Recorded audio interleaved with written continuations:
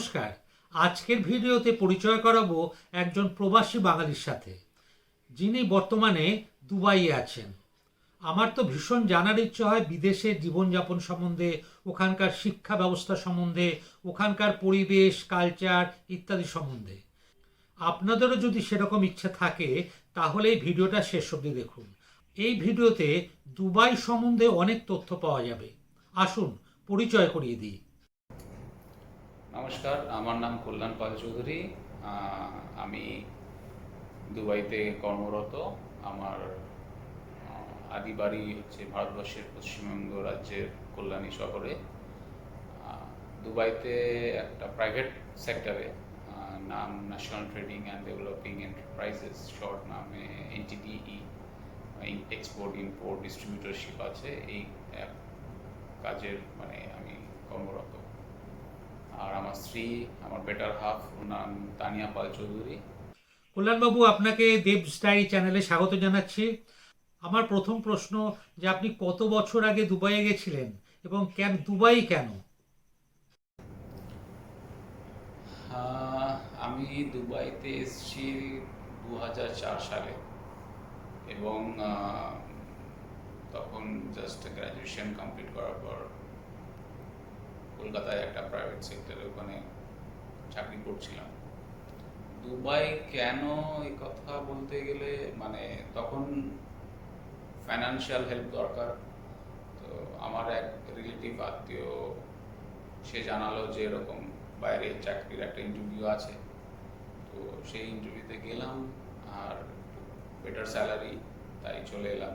Young ছিলাম, তো financial stable হব এই ভেবেই দুবাইতে, যেহেতু তখন ভ্যাকেন্সি ছিল এই কোম্পানিতে, এই কোম্পানি ওখানে ইন্টারভিউ করেছিল। তো ওখান থেকে ইন্টারভিউতে পাস করে এখানে আসার প্ল্যান করলাম। ভাবলাম কয়েক বছর চাকরি টাকরি করে টাকা পয়সা জমিয়ে ফেরত চলে যাব। তো এই করতে করতে এই লম্বা 20 বছরের জার্নি হয়ে গেল চাকরি জীবন এখানে। আপনারা এখন ওখানে কে কে থাকেন? আমার পরিবারে আমার স্ত্রী আর আমার এক ছোট মেয়ে, 7 বছর বয়স, এই 7 বছর হবে আর কি। তো এখানে আছি। ও মেয়ে স্কুলে পড়ে এখানে। এই বিয়ে করার পরে স্ত্রীকে এখানে নিয়ে আসছি, আর মেয়ের এখানে স্কুলে ভর্তি হয়েছে। আমার যেটা খুবই জানার ইচ্ছে হয় যে বিভিন্ন দেশের মানুষের জনজীবন কিভাবে চলে, তাই আপনি এই দুবাইয়ের জনজীবন সম্পর্কে কিছু বলুন। এখানকার জনজীবন সম্বন্ধে বলবো কি, খুব বিজি লাইফ। একজনের আরেকজনের জন্য সময় খুবই কম, খুবই ব্যস্ত লাইফ। আর উইকেন্ডে যাদের সেরকম ফেসিলিটি আছে, তারা উইকেন্ডে কিছু সেলিব্রেট করে। নয়তো নর্মাল পিপলদের জন্য, নর্মাল মানুষের জন্য খুবই ব্যস্ত লাইফ। সেই সকালে বেরো, রাতে আসো, এই চলছে ট্রাফিকের মধ্যে। নির্মিত এবং এটি বিশ্বের বৃহত্তম আন্ডার ওয়াটার জোন। এটি এত বড় অ্যাকোয়ারিয়াম যে এখানে হাঙরের মতো মাছও রয়েছে। এছাড়া এখানে আরো অনেক প্রজাতির মাছ, পেঙ্গুইন ও কুমির দেখতে পাবেন। আপনি দুবাই ছাড়া অন্য কোথাও এই ধরনের অ্যাকোয়ারিয়াম পাবেন না। Global village Dubai. Global village দুবাইতে ছুটি কাটা। ওখানকার মানুষেরা কোনটা বেশি পছন্দ করে, চাকরি না ব্যবসা? এখানকার মানুষেরা এখানে যারা লোকাল, যারা এখানকার বাসিন্দা বা আসল আরবি যারা, তারা তো অনেক উঁচু উঁচু পোস্টে, কোম্পানির অনেক উঁচু উঁচু পোস্টে তারা কাজ করে। আর এমনি যারা এক্সপ্যাট, যারা অন্যান্য শহর থেকে, অন্যান্য দেশ থেকে আসছে, তারা কিছু চাকরিজীবী আছে, কিছু নিজেদের ব্যবসা খুলছে, সব মিশিয়ে মোটামুটি আছে।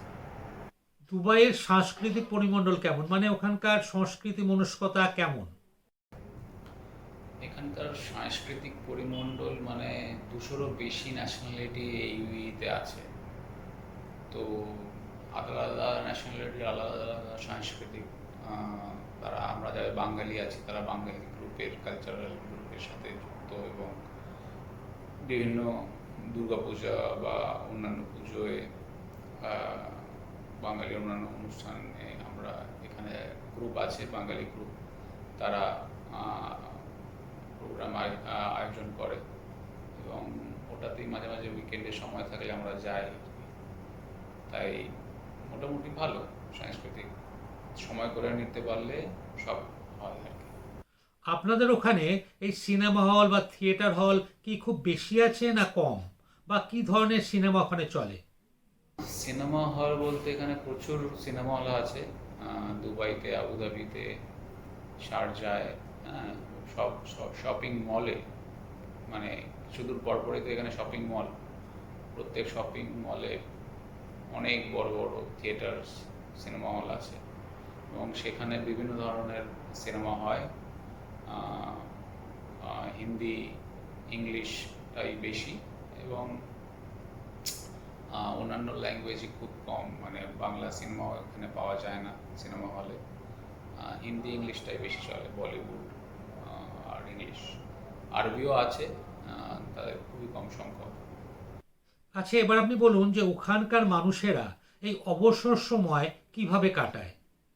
এখানে অবসর সময় বলতে মানে যখন খুব মানে এখানকার লং হলিডে আসে, উইকেন্ডে লং হলিডে, কোনো পাবলিক হলিডে হলো, এরকম যদি চলে আসে যে শনি রবি ছুটি হয় এখানে উইকেন্ডে, শনি রবির সাথে সাথে প্রফেট মোহাম্মদ বা ঈদ, এগুলোর বেশি সেলিব্রেশন হয়। তো এরকম লং হলিডে 1 সপ্তাহ বা 5 দিন 6 দিন এরকম হলিডে হলে সবাই এদিক ওদিক নেবারিং কান্ট্রিজে চলে যায় এই হলিডে বানাতে। আর নয়তো বারবিকিউ বা ডেজার্ট সাফারি, যা অনেক অনুষ্ঠান আছে এখানে, ওগুলোতে এনজয় করে। পার্কে গিয়ে সব ফ্যামিলি, এখানে মানে ফ্যামিলিকে নিয়ে পার্কে গিয়ে রাতে ডিনার বা বিভিন্ন রকমভাবে তারা এনজয় করে, বাচ্চারা খেলে, ফ্যামিলির কয়েকটা 3-4 জন ফ্যামিলি মিলে একসাথে, 3-4টে ফ্যামিলি একসাথে গিয়ে কোনো এরকম ছোটোখাটো পিকনিক টাইপের অনুষ্ঠান। এখানে ওটাকে পিকনিক বলে না, এখানে উইকেন্ডে, প্রতি উইকেন্ডে এরকমই হয়, সেলিব্রেট করে। পার্কে, প্লেইং এরিয়াতে গিয়ে, শপিং মলে যায়, শপিং করে বা মুভি থিয়েটারে মুভি দেখে, এভাবেই সময় কাটিয়ে নেয় মানুষেরা। দুবাইয়ের জুমেইরা বিচ বিশ্বের সেরা সমুদ্র সৈকতগুলির হিসেবে বিবেচিত হয়, যা এখানে আসা পর্যটকদের মন ভরিয়ে দেয়। আপনি এই সৈকতে সবসময় পর্যটকদের দৃশ্য একেবারেই আলাদা। আপনি যখন সন্ধ্যায় এখানে সূর্যাস্ত দেখবেন, আপনার মনে হবে এই জায়গাটি স্বর্গের চেয়ে কম কিছু নয়। এখানে খাওয়ার জন্য একাধিক পর্বত, যা নতুন এবং পুরাতন দুবাই নামে পরিচিত। আপনি যদি আচ্ছা, যেটা খুবই আমাদের জানার ব্যাপার যে ওখানকার যে ওয়ার্ক কালচার কেমন, মানে কটা থেকে কটা ডিউটি হয়, কবে ছুটি থাকে, এইসব সম্বন্ধে বলুন। এখানকার ওয়ার্ক কালচার খুবই খুবই ভালো। একজন আরেকজনকে প্রচুর সবাই রেসপেক্ট করতেই হয় এবং রেসপেক্ট করেও। এক ন্যাশনালিটি আরেক ন্যাশনালিটি, বললাম 200-র বেশি ন্যাশনালিটি আছে, তো সবার সাথে অ্যাডজাস্ট করে চলা। India, Pakistan, Bangladesh, Egypt, Sheeran, Iraq, Iran, সব জিসিসি সব কান্ট্রি, এশিয়ার চায়না, ফিলিপিন, কোরিয়া, সবাই আছে, কে নেই। তো এদের সাথে এক কালচারে, মানে বিভিন্ন আলাদা আলাদা কালচার, সবাইকে রেসপেক্ট দিয়ে এখানে অফিসে একজন আরেকজনের সাথে আমরা কাজ করি। আর অফিস আওয়ার্স এক একটা কোম্পানিতে এক এক রকম। যারা এখানকার লোকালস, তারা ডেইলি 6 আওয়ার্স, 6 ঘন্টা কাজ করে। আর প্রাইভেট সেক্টরের জন্য মিনিমাম 8 আওয়ার্স। আর এটা তারপরে ডিপেন্ড করে কোম্পানি টু কোম্পানি, কেউ 8 আওয়ার্স, কোনো কোম্পানি 8 আওয়ার্স, কোনো কোম্পানি 9 আওয়ার্স, কোনো কোম্পানি 10 ঘন্টাও কাজ করে। তো 8 আওয়ার্সের উপরে যারা যায় তারা কেউ কেউ ওভার টাইম দেয়। আর উইকেন্ড থাকে আমাদের শনি রবি এখানে উইকেন্ড। দুবাইয়ের শিক্ষা ব্যবস্থা কেমন, মানে কি ধরনের শিক্ষা ব্যবস্থা চলে ওখানে? ওখানে কি সরকারি বা বেসরকারি, কোন স্কুলে বেশিরভাগ ছাত্রছাত্রী ভর্তি হয়? শিক্ষা ব্যবস্থা এখানকার মোটামুটি, কেন কি যেগুলো ইউকে বা ইউএসএ কারিকুলাম বা অন্যান্য স্কুলের, ওগুলো খুব এক্সপেন্সিভ। এখানে স্কুলিংটা খুব এক্সপেন্সিভ। আর সরকারি স্কুলে, মানে এখানে আরবি খালি সরকারি স্কুল। আমরা যারা এক্সপার্টস বাইরের আছে তাদের পড়াতে গেলে আমাদের ওই সিবিএসসি বোর্ড, আইসিএসসি বোর্ড, ওই প্রাইভেট স্কুলই হয়। আর এখানকার স্কুলিংটা খুব এক্সপেন্সিভ। বিভিন্ন গ্রেডের আছে, তুমি কোন লেভেলের কি স্কুল পড়াতে চাও সেই অনুযায়ী, কিন্তু খুব খুব এক্সপেন্সিভ। দুবাইয়ে কি আমাদের দেশের মতোই প্রি প্রাইমারি, প্রাইমারি, তারপর secondary, higher secondary, graduation, post graduation এরকমই শিক্ষা ব্যবস্থা? এখানকার শিক্ষা ব্যবস্থা বলতে আপনি মানে কোনটাকে বোঝাচ্ছেন? মানে যারা লোকাল তাদের জন্য, না যারা বাইরে থেকে এসছে তাদের জন্য? মানে যারা বাইরে থেকে আসছে যে কান্ট্রি, তারা সেই কান্ট্রির এডুকেশনটা ফলো করে। আমরা যেমন সিবিএসসি বোর্ড ফলো করি, সেই primary, pre primary, KG two, elementary মানে কিন্ডার গার্ডেন, ওগুলোর পরে পরে step by step secondary, higher secondary ওভাবেই হয়।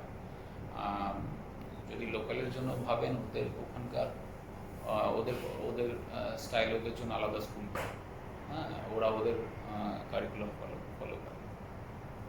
আপনারা যে শহরে থাকেন সেই শহরটার নাম কি এবং শহরটা কেমন? আমি যে শহরে থাকি, আমি আমি থাকি ইউএইর শারজা এমিরেটে, আর আমার অফিসটা হচ্ছে দুবাই। তো শারজা থেকে দুবাইয়ে যদি ট্রাফিক না থাকে, আসতে গাড়ি করে মোটামুটি 17-18 মিনিট লাগে।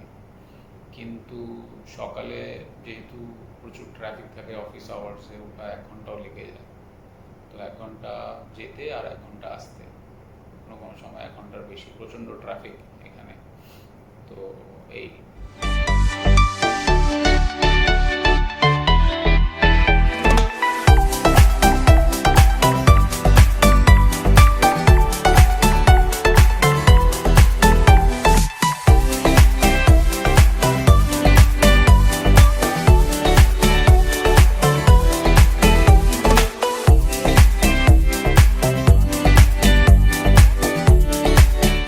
এবার আপনি বলুন, দুবাইয়ে কোন প্রফেশনের চাহিদা সব থেকে বেশি? দুবাইয়ে কোন প্রফেশনের চাহিদা বেশি বলা মুশকিল, কেন কি দুবাই একটা বিজনেস হাব। ইউএইর মধ্যে আবুধাবি যেমন ক্যাপিটাল, এরকম 7টা এমিরেটস মিলে ইউএই শহর। তো দুবাইয়ের প্রফেশন, এখানে যেহেতু প্রচুর মলস আছে, তাই এখানে ওই সেলসের চাহিদা বেশি। তাছাড়া এমনি ইন্ডাস্ট্রিয়াল এরিয়া আছে অল্প স্বল্প, যারা ইম্পোর্ট এক্সপোর্ট করে। ম্যানুফ্যাকচারিং খুবই কম হয় এখানে, বেশিরভাগ ইম্পোর্ট অ্যান্ড এক্সপোর্ট হয়। তো অল্প স্বল্প কয়েক বছর ধরে ম্যানুফ্যাকচারিংও শুরু হয়েছে কোভিডের পর থেকে। তা হ্যাঁ, এখানকার চাহিদা বেশি, ইঞ্জিনিয়ার্সদের চাহিদা বেশি, সেলসের চাহিদা বেশি। কেন কি ইনফ্রাস্ট্রাকচার তৈরি করতে প্রচুর ইঞ্জিনিয়ার্স এগুলো দরকার, আর লেবারের চাহিদা বেশি, কনস্ট্রাকশন লেবারের চাহিদা বেশি। যদি কোনো ছাত্র বা ছাত্রী দুবাইয়ে যেতে চায় চাকরি পাওয়ার জন্য, তার নিয়ম কানুন কি, আর কোন ফিল্ডে বেশি চাকরি পাওয়া যেতে পারে? কেউ যদি চাকরির জন্য দুবাই আসতে চায়, বা কোন ফিল্ডে চাকরির চাহিদা বেশি বলা খুবই টাফ। কেন কি এখানকার এত বুমিং পপুলেশন, আর আশেপাশের সব নেবারিং কান্ট্রিজ, জিসিসি কান্ট্রিজ থেকে প্রচুর ডিফারেন্ট ন্যাশনালিটিরা আসছে, আর যারা আরবি বলতে পারে তাদের চাহিদা বেশি। এবার কেউ যদি এখানে আসতে চায়, সবচেয়ে তাকে মাথায় রাখতে হবে যে এখানে প্রথমেই মানে এসে চাকরি খোঁজাটা একটু ডিফিকাল্ট। সে যদি আগে থেকে, যেমন আমার ক্ষেত্রে হয়েছিল যে আগে থেকে চাকরি কনফার্ম করে আমি এখানে এসেছিলাম, তাই অতটা অসুবিধা হয়নি। কিন্তু কেউ যদি এখানে এসে প্রথমে ট্যুরিস্ট ভিসাতে এসে চাকরি খোঁজে, তাকে মাথায় রাখতে হবে একটা থাকার জায়গা রাখতে হবে। আর সে যে ইমিডিয়েটলি চাকরি পাবে তার কোনো মানে নেই। সে 1 মাসের ট্যুরিস্ট ভিসা নিয়ে এলো, সেই ট্যুরিস্ট ভিসা আবার রিনিউ করতে হতে পারে, এক্সটেন্ড করতে হতে পারে। তো খরচা আছেই, বিভিন্ন জায়গায় গিয়ে চাকরি ইন্টারভিউ দেওয়া। আগে থেকে কিছু কনফার্ম করে এলে আমার মনে হয় ভালো। ওখান থেকে কিছু ইন্টারভিউ কনফার্মেশন, সব ডিটেলস নিয়ে এলে এখানে ভালো। আর মাথায় রাখতে হবে যে খরচা হবেই, ভালো মতন টাকা খরচা হবে এখানে থেকে চাকরি খুঁজতে গেলে। আচ্ছা, আপনি তো অনেক দিনই দুবাইয়ে রয়েছেন, তা আমাদের দেশের কথা মনে পড়ে, মানে কিছু মিস করেন? দেশের কোনো কিছু মিস করি, দেশের সব কিছুই মিস করি। পুজো মিস করি, পরিবারকে মিস করি, বিভিন্ন যত সেলিব্রেশন আছে সব সেলিব্রেশন মিস করি। হ্যাঁ, এখানে খুবই কম হয়ে ওঠে ওগুলো, তো তাই সবই মিস করি। আপনারা কি ওখানেই সেটেল করবেন না চাকরি হয়ে যাওয়ার পর দেশে ফিরে আসবেন? এখানে সেটেল করব মানে এখানে তো পুরোপুরি নাগরিকত্ব পাওয়া যায় না। যতদিন চাকরি আছে ততদিন এখানে ভিসা আছে, থাকতে হবে। ভিসা 2 বছরে রিনিউ হয়, অটোমেটিক 2 বছরের ভিসা হয় প্রাইভেট সেক্টরে। পাবলিক সেক্টরে 3 বছরের ভিসা হয়। তা কোম্পানির যতদিন রাখতে ইচ্ছা করবে রাখবে, আর হয়ে গেলে মানে চাকরি না থাকলে আপনাকে ফিরে যেতেই হবে। কিন্তু এখন বিভিন্ন ধরনের স্কিম ইউএই গভর্নমেন্ট আনাচ্ছে, যেখানে যারা মিলিয়ন্সের উপরে ইনভেস্টমেন্ট করতে পারবে এখানে, তাদেরকে গোল্ডেন ভিসা দেওয়া হবে। গোল্ডেন ভিসা হচ্ছে 10 বছরের। তো তারা রিটায়ারমেন্ট ভিসা আছে, যারা প্রচুর ইনভেস্টমেন্ট আছে, প্রপার্টি কিনেছে, রিটায়ার হওয়ার পরেও থাকতে পারবে। আমারই এক রিলেটিভ থাকে ওই গোল্ডেন ভিসাতে, তো সেটাও 10 বছরের জন্য আর কি। তারপরে আবার সে রিনিউ করতে পারবে। এরকম মানে পুরোপুরি নাগরিকত্ব নেই, কিন্তু এই ভিসা দিয়ে এখানে থাকা যায়। কিন্তু তার জন্য প্রপার্টি কেনা, ইনভেস্টমেন্ট করা, বা প্রফেশন ওরকম যে ডক্টর বা বড় ইঞ্জিনিয়ার, এরকম প্রফেশনে তাদেরকে গোল্ডেন ভিসা দেওয়া হয়।